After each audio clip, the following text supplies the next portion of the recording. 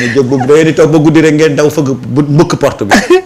d'accord ñu wax ci mbirum 45 milliards d'armement yi nga xamante ni. sa introduction bi dafa gudd nag. fi mu ne nii dëkk bi yëngu na de 45 milliards d'armement yi daal dugal nañ ko ci mbir mi ngir nañ ñu leeral parce que nag 45 milliards ci réew mu mel ni Sénégal guerre amul dara amul nga jëndee ay armement xeltee na de.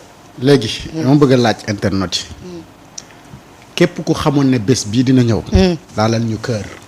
na kër yi daal képp ku xalaatul woon ne bés bii du yegsi yëkkati loxo. maa ngi xaar nag xool ñan ñoo doon xaar ndax bés bii dina yegsi wala du yegsi. man dama bokk si ñu gëm ne. yàgg. 45 milliards d'armement yi ñu teg ko ci penc mi. ñu bëgg a xam kan moo laale petit bout beewoo. quels sont ces petits problèmes. Quelles sont ces petites solutions? Quels sont ces petits dégâts? Quels sont ces? Un pays où il n'y a pas de guerre. Le Sénégal ne s'est pas engagé si benn guerre. Le Sénégal n'était pas ci benn période bu nga xamante ni c'était extrêmement dangereux. Forêt bi nga xamante ni moom la ñuy wax ne lañ koy assurer déforestation lañ fi gën a nemmeeku. Donc ñu gënoon a am yeneen i priorité bala ngaa sàmm dara da nga koy am. Au moment où toi tu ordonnes la déclassification de forêt yu nga xamante ni c'était classé mais yow yaay jënd nga ne ay armes pour protéger forêt boobu. Quel paradoxe. Ben ñu revenons à nos moutons. ñu ñëw ci le contrat en tant que tel. bi nga xamante ni jël ngeen ko jox ko petit boubé bi nga xamante ni daanaka fépp fu mu jaar ci àdduna mais ñu ngi koy wër ndax ay jëfin yu ñaaw. xel mu ngi commencé tey de. bu fekkee da nga bëgg lu leer da ngay nga collaborer ak nit ñu nga xamante ni au moins am nañu benn réputation bu baax bi mais ki ngeen di collaborer réputation boobu noonu baaxul donc fulu déjà commencé na. alors ngeen ne def ngeen commande. commande yi ngeen ne livré nañ ko. fan lañ ko livré palais de la République. mais après destination yi kenn xamul fan la mujjee. alors ci li ngeen wax. ne da ngeen koy justifier comme ay armes ne moom ngeen jënd mais armes yooyu ba ay enquête amee ba dem ci société bi koy def nee na ñoom gëj nañu defar armes yu mel noonu kenn xamul benn 1900 réeroo commencé na am de. am na kay. prix yi ngeen wax ne moom ngeen def ci armement bi gars yi na leen prix bii nii normalement warul woon sax yegg 25 milliards 15 milliards sax waru ko woon yegg. réeroo commencé waat na am de. ana donc lan moo ko yóbbu ba 45 milliards d'armement. moo jaral laaj. Alors qu'est-ce qui s'est passé après 2021 ba 2024 on a constaté que ne le Sénégal en tout cas régime bi fi nekkoon. mu ngi lancé wu ci répression massive société bu nga xamante ni dañu am tout simplement droit manifester parce que c'est inscrit dans la constitution du Sénégal. nga gis lu anormal nga di ko dénoncer ngeen ne kenn du fi dénoncer lenn lu anormal ku fi manifester soit ñu mbëkk la par ay pick-up. yu nga xamante ni dans le contrat des armements wax nañu ne am na ay pick-up yu nga xamante ni jënd nañ ko te pick-up yooyu di mbëkkaate amul benn matricule pick-up bi nan la def ba dugg ci Sénégal di circuler ci réew mi te amul matriculation te ñun ñëpp xam nañ ne fii ku fi dawal oto 2 kilomètres te amul matricule seere nañu la yàgg na laaj nañ la papier bu fekkee ne tu n'es pas en processus pour lii en tout cas amoo CMC bu lay permettre nga lii ak tout ce qu'il faut pour le temps que ngay am immatriculation mais ñu teg loxo sa oto boobu noonu. mais donc oto yooyu lan moo leen permettre woon ñuy circuler à cette période là mais ça c'est des interrogations et aujourd'hui puisque quand même dugg na ci mbir yi. ñu ngi xaarandi résultat ci enquête boobu noonu. et ma jàpp ne scandale bu gën a mag lu muy déceler budul 45 milliards d'armement yi parce que man dama gisul teguma bët. lu ñu may war a mën a convaincre ne ma 45 milliards yi ñu def ci armement parce que ñun si biir dëkk bi la ñu dëkk dans ces localités où il y a des eaux et forêts. mais eaux et forêts yooyu noonu ma ne Jakarta la ñuy dawal ana kon 4x4 yi ñu jënd fan la ñu nekk. kenn xamul mais eaux et forêts yooyu noonu amuñu sax mbëq pip gis nga lasper bu baax sax amuñu ko lance-pierre bu baax amuñu ko waxuma la ak nag ay rak xawma pistolet yi ñu wax ne jënd nañ ko ay fusil de chasse ay fusil de nangam sangam mais nit ñi gisuñu ñoom ñu yor ko. alors donc bu fekkee ni ñoom wax nañu ne loolu yëpp dépassé nañ ko et autant d'argent mais loolu également ñu ne kan moo ko jënd muy ministère de l'environnement beneen paradoxe également. dëgg yàlla. donc c'est des scandales dans des scandales et qui créent des scandales sur des scandales et avec des hommes scandaleux. dégg loolu lépp tourne autour des scandales. Scandale sur scandale. Et pourtant les gens ont dénoncé et dénonciation boobu noonu gars yi dañu continuer di ko def et tout le temps des interrogations revenaient à l'Assemblée nationale dans la presse dans la société ñuy poser question mais leeralal leen ñu. ñu musuñu ci wax lu leer. dana leer de. mais il a fallu un changement de régime pour que nit ñi door a commencer di inquiété wu ci 45 milliards d'armement yooyu noonu ana lan moo ko taxoon jóg ana lan ngeen ci def kan moo génnee xaalis bi fan la ko dugal et cetera et cetera maître Moussa Diop am na lu mu fi waxoon ci 45 milliards d'armement yi. et également les contrats d'armement ak également pick-up yooyu noonu nga xamante ni moom la fa gars yi jëndoon ak fa nga xamante ni fa la ko gars yi doon gaare ak et cetera et cetera. waaw yëpp de fi lañ fekk nag leeraay gi moom. mun na bañ a ñàkk jafe pour mu leer. déedéet ndax xam nañ fi mu daan génne. xam nañ fi mu daan génne. waaw ñëpp teg ci seen. te xam nañu it kan moo signé. contrat bi kan ban période lañ ko signé ak kan moo ko signé ak léegi nag la ca des mooy 45 milliards yi ñuy génn ci gafakaat réew mi. ana lan lañ ci def. waaw ak lañ ca def après fan la dellu. loolu dinañ ci ñëw léegi ak lañ sa jot a def. waaw fan la dellu. lan mooy utilisation. man de. Samba. dama ne alhamdulilah. lu tax. parce que la ma doon wax rek. ñii nekk ci penc mi dañu tànkal. te yor fi ay dossiers. boo leen bëggee noppi loo rek génneel dossier yi alhamdulilah ba parquet génnee dossier bi. na nga xool semaine bi yëpp duñ wax. semaine bii yëpp duñ wax dañ fay def lu ne weng ba pare bëgg a tànkal nit ñi. dëgg la de. gis nga le procureur Abdoulaye Sylla moo saisir la division des investigations criminelles pour faire la lumière ci li nga xam ne moom mooy mbiru 45 milliards yooyu marché bi.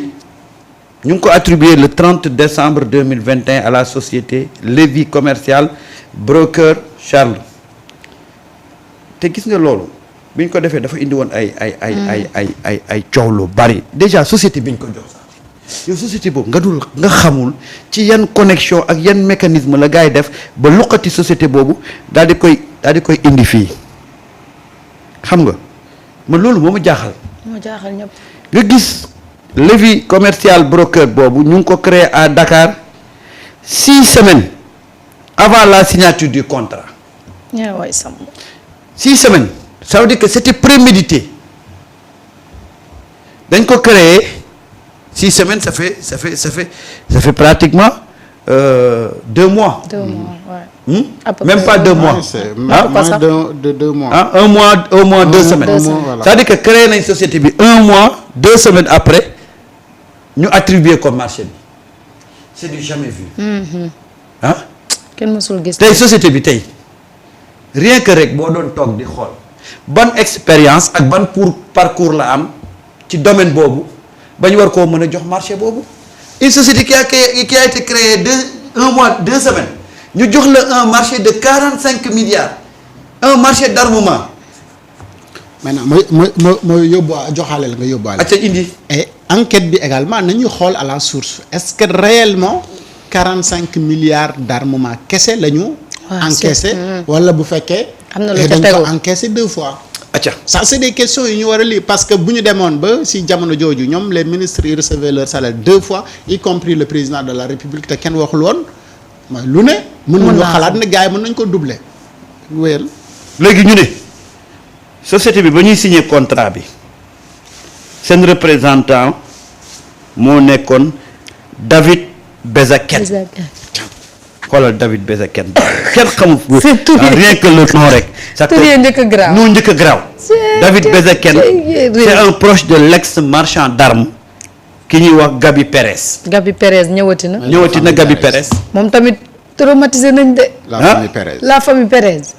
ñu ne la le numéro de téléphone de la société renvoyé à un courtier nigérian controversé ñu koy wax Aboubacry Ima alias Petit Boubé déjà cité dans d'autres affaires.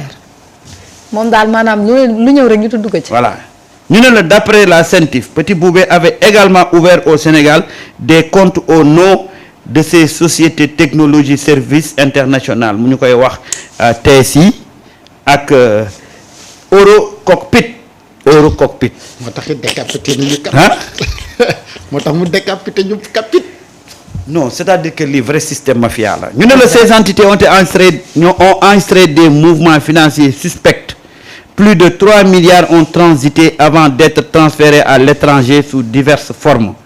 Le rapport évoque aussi des retraits en espèces non justifiés en février 2023. Près de 420 millions de francs CFA ont été retirés par des individus identifiés sans explication. waay Samba. jaaraama CENTIF. ñu ngi def liggéey bu am solo. yaa ngi ko doon wax démb jaaraama liggéey bu rafet la ñuy def instant bi. ñu ne la nag léegi nag autre fait troublant.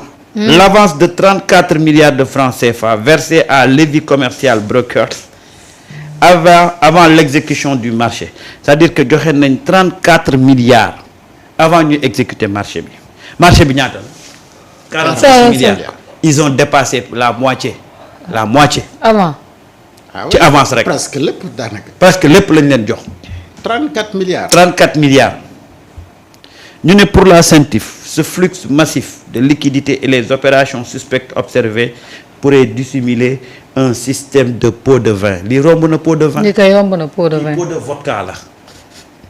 lii nag moo tax avance bu duun bi. waaw moo tax ma laaj. ndax gars yi waruñoo càmbar ndax benn yoon la ñu décaissé 45 milliards yooyu wala ñaar wala ñett wala ñaata yoon. mais ndax bu fekkee bër xët nga jox ko daanaka njëgu marché bi yëpp après waa ji leneen mën na cee topp de. Moussa Ba nee na Lévi c'est un non juif merci Moussa. léegi yow xoolal rek montage bu mafio bi ñu teg sur le ci marché bi jël suñu 45 milliards jënd ko aérement rien que ni ñu monter le marché rek ah c'est tellement compliqué tellement nu ko suñu benn professeur doon wax mais lii rek ça te renseigne un peu ci nébuleuse bi am autour de ce marché là léegi nag ñuy doog a ñëw ci marché bi ci marché bi en tant que tel yow jënd nga ay armes yóbbu ko directement palais lu muy wuti palais. man mooy sama problème arme lu muy wuti palais la foofu lañ ko réceptionné waaye bañ ko réceptionné ba pare après xamatuñ arme yi nan lañ ko distribuer ak fan lañ ko distribuer ak ku ko distribuer kenn xamatul fu mu nekk de kenn mënu la wax ci loxoy kan la. xamoo ci loxoy ñan la nekk tembe guddi gi ñu toll nii beaucoup de sénégalais li ñuy laaj mooy ana arme yi ak fan lañ leen denc tey fii ñu toll nii. kenn xamu ko de ku ko xam rek na wax.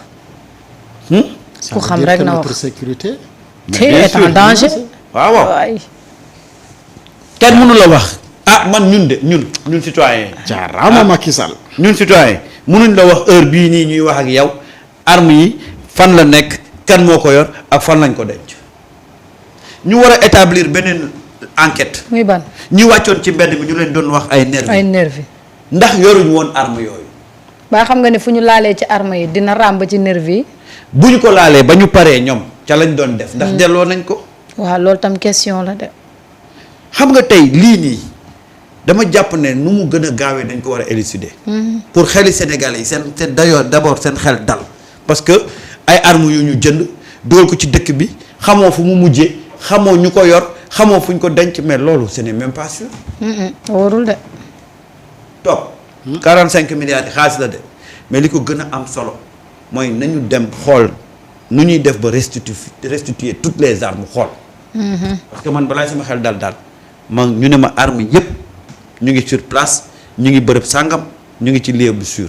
kon yow Samba jàpp nga ne 45 milliards jënd na ay armes. déedéet jàpp ma ko. waaye koppar bi kay laa bëgg a wax balaa ñuy nekk ci koppar bi nañ ñu wax armes yi d'abord. pour suñu sécurité waaw. li ñu jot a jënd. waaw. parce que quand même ci xibaar yi ñu am d'après consortium de journalistes d'investigation yi nga xam ne defoon nañ ci enquête mooy que ni armes yi ñu wax ne moom lañ jënd société bi ba ñu ko laajee def ne moom gëj naa defar armes yooyu. société bi. waaw kenn xamul ban 1900 la gëj a defar armes yooyu donc armes yooyu moom ñu boole ñoom ci seen facture bi ne moom la ñu jaay mais nekkul arme yooyu en réalité moom la ñu jënd. moo tax ma lay laaj ndax yow gëm nga ni 45 milliards yooyu noonu dafa jënd ay armes waaw naam nee nañu am na ay armes yoo nga xamante ni jënd nañ ko ba yegg si nañu.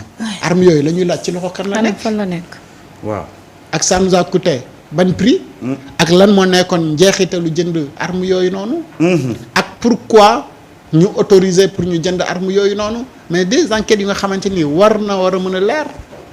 koo xamante ni ay paracétamol ak ay casque rek lañ la wax na nga ko jënd parce que askan wi dañu nekk ci problème Covid nga mën a dóor xaalis bi mais xaalisu armement bi nga xamante ni gars yi kenn ñamu ko laaj mais xaalis boobu damay laaj ndax est-ce que réellement jënd nañ ko ay armes. man de ba muy keroog muy leer sama xel nanguwul ne 45 milliards yooyu noonu dañ ko jënd ay armes. li ma jàpp mooy dañ ko noose. ana kan moo ko noose ak lu tax mu noosee ko. loolu nag mooy question bi nga xamante ni man dama bëgg mu leer sama bopp. bu fekkee dañ ko noosee. bu fekkee dañ ci jënd arme yi yi ñu jot a jënd. ci yan loxo la nekk pour ma sécurité. parce que 2021 ba 2024 gis nañu ne am na ñu nga xamante ni dañu dee ay rapport ak ñoo ko établir. et police nangu na ne am na ñu nga xamante ni dañ doon génn di tirer ay pistolets c'est des professionnels ñii ay wuyu lañ ñii dañu nangam mais ay armes la ñu yoroon. donc armes yooyu fu mu jógee ak kan moo leen ko jox. ak pourquoi ñu amoon droit en pleine manifestation ñu yoroon ay pistolets di dóor. et des rapports génn nañu ne ñi dee ci manifestation bi mais bëri na ñu nga xamante ni ay bal moo leen rey ay bal arme moo leen rey. et tout ça lu ñu war a leeral la moo tax 45 milliards d'armement yi mooy ouverture soit c'est la fenêtre ou la porte bi nga xamante ni moom mooy ubbi enquête jëmale ci li nga xamante ni moom mooy assassinat yi fi amoon de 2021 ba waaye yaakaar naa ne mooy doon porte bi de donc loolu mooy porte bi nga xamante ni moom mooy ubbi buntu amnistie bi. waay parce que buñ fa demee ñu xool kan moo amoon responsabilité ci lan. waay te suñ fa demee dinañ xam exactement armes yi nervi yi ñu ko joxoon bërëb bi ñu doon génnee. gis nga armes yi. am na benn femme bu ci mosoon toog Seneweb ba commencé woon di ci tudd ay tur.